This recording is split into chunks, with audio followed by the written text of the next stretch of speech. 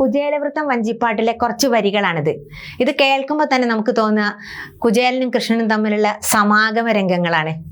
ഇത് പല ക്ലാസ്സിലും പഠിച്ചതും പഠിപ്പിച്ചതുമാണ്. എന്നാലും ഇപ്പൊ കേൾക്കുമ്പോഴും വല്ലാത്തൊരു ഗൃഹാതുരത്തുള്ള വരികളാണിത്. ആഴിമകളുമൊരുമിച്ചൊരു കട്ടിന്മേലന്നേരം ഏഴാം മാളിക മുകളിലിരുന്നരുളും ഏഴു രണ്ടുലകുവാഴിയായ തമ്പുരാനെത്രയും താഴെ തൻ്റെ വയസ്യനെ ദൂരത്തു കണ്ടു.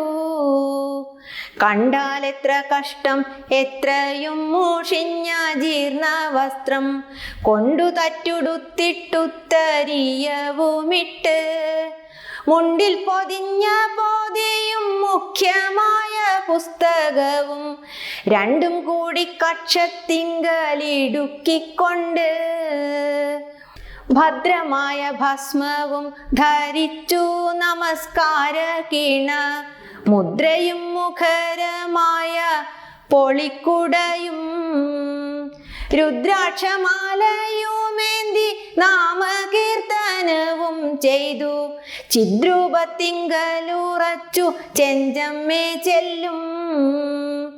അന്തണനെ കണ്ടിട്ടു സന്തോഷം കൊണ്ടോ തസ്യ ദൈന്യം ചിന്തിച്ചിട്ടുള്ളിലുണ്ടായ സന്താപം കൊണ്ടോ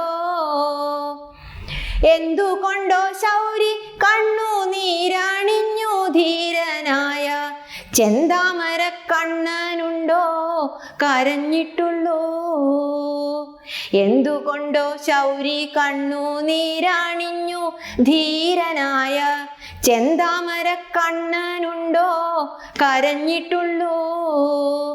പള്ളിമഞ്ചത്തിന്നു വെക്കമുത്ഥാനം ചെയ്തിരുപക്കം ഉള്ള പരിജനത്തോടും കൂടി മുകുന്ദൻ ഉള്ളഴിഞ്ഞു താഴത്തെഴുന്നള്ളി പൗരവരന്മാരും വെള്ളം പോലെ ചുറ്റും വന്നു വന്ദിച്ചു നിന്നു.